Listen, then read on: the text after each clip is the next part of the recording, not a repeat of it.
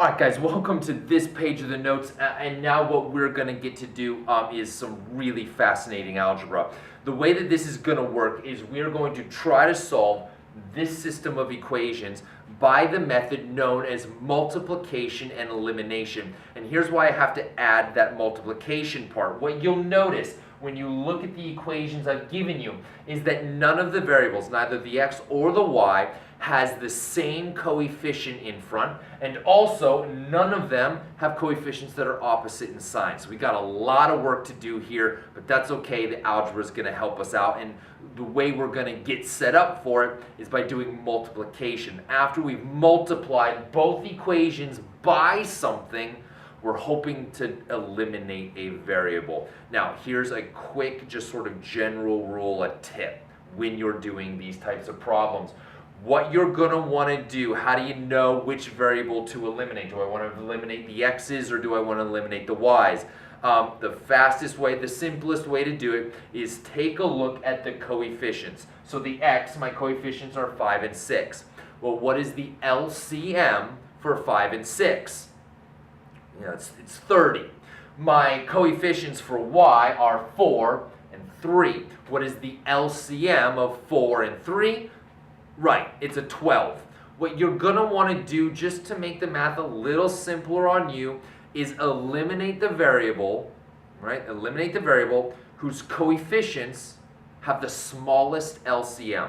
The smallest LCM, least common multiple, right? Well, x's have an LCM of 30, and the y's have an LCM of 12. There's our winner. We're going to eliminate the y's, right? It's just going to... it'll be easier on you, right? We're smaller numbers. Generally, we make less mistakes with smaller numbers. 12 is fairly easy to work with, a little bit easier maybe than 30. It's just a general good rule of thumb to go by if you're looking for a shortcut. So that's what we're going to do. Now, what I know I need to do is I need the coefficients to be the same, right? I need the same coefficient in front of the y. I also need them to be opposite in sign. So here's how you're going to do that. I'm going to multiply my first equation, 5x plus 4y is equal to 1. I'm going to multiply the entire thing by a 3. When I multiply this equation by 3, what that's going to do is it's going to give me a 12 as the coefficient in front of the y. Fantastic. That's what I was looking for. I was looking for the 12 because if I multiply the second equation by 4, I will also get a 12 as the coefficient in front of the y. So let's go ahead and show that. 6x. Oh, no, I don't want red. Sorry, I apologize.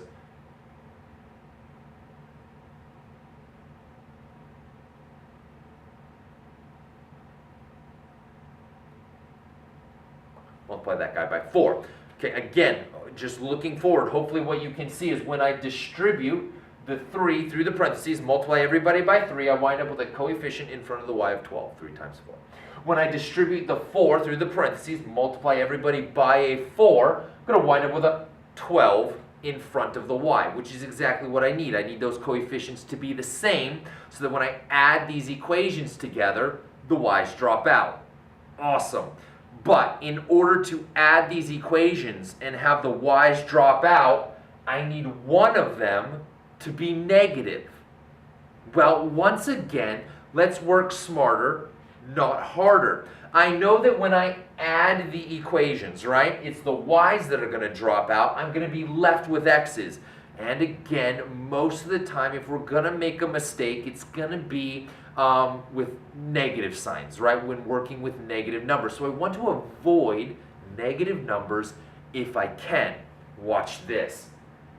If I were to multiply the 3 times the 5, that would give me 15. 4 times 6, well, that's 24.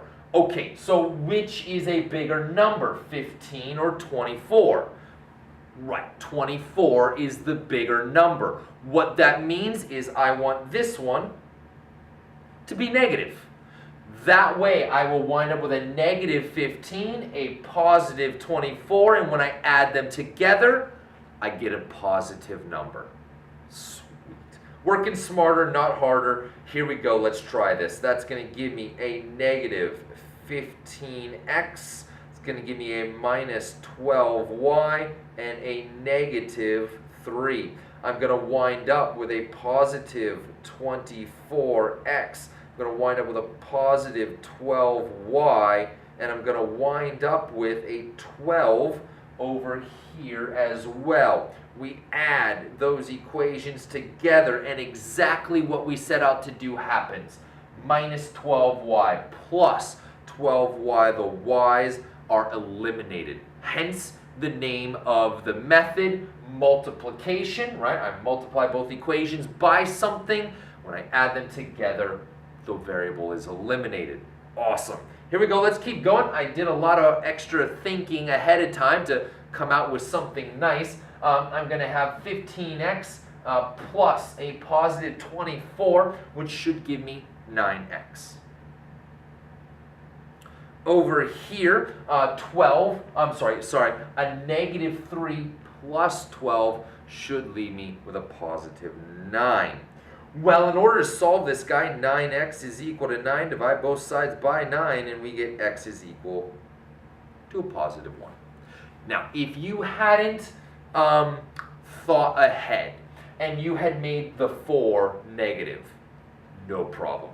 You still would have gotten the same answer because you would have wound up with a negative 9 here and a negative 9 here. You would have divided the negative 9 to the other side. The negatives would have canceled. 9 divided by 9 still would be 1. The only reason I just tried to think ahead a little bit is because minus signs are normally what gets you guys when you're going fast on the homework or on a test or on a quiz and you forget a minus sign or something crazy happens. We call them simple mistakes because it's just you're going too quick and you lost something somewhere. All right, so if we can avoid minus signs, well, yeah, I'm going to try to avoid minus signs. And you can in this case by just thinking ahead a little bit. Okay, so I've gone ahead and I've found my value of x. Now I need my value of y. Now I can choose any equation I want. Both of them will give me the value for y, but again, work smarter, not harder. 1 is a simpler number to work with than 3. Not that 3 is hard, but 1 is better. So here we go. We're going to do 5x plus 4y is equal to 1. 5x plus 4y is equal to 1. I know that x is equal to 1. So I have 5 times 1 plus 4y is equal to 1. I'm going to subtract the 5 to the other side. 4y is equal to 1 minus 5, which means 4 is equal to a negative 4, which means y is equal to a negative 1. My solution, slide up a little bit, sorry, there we go. My solution is the ordered pair 1, negative 1. That's a much nicer answer than the crazy fractions we got in the last problem. So either way, whether you get crazy fractions, a really weird answer, or something that's aesthetically very pleasing, 1, negative 1, awesome. Who doesn't like those numbers? You should be okay with either kind of problem, right? Just because you get these really weird looking fractions doesn't mean you did the problem wrong. Doesn't mean you did the problem wrong. You're not always going to get a nice, neat, happy little answer like 1, negative 1. But what it does tell you, since I get an ordered pair, my system is consistent and independent.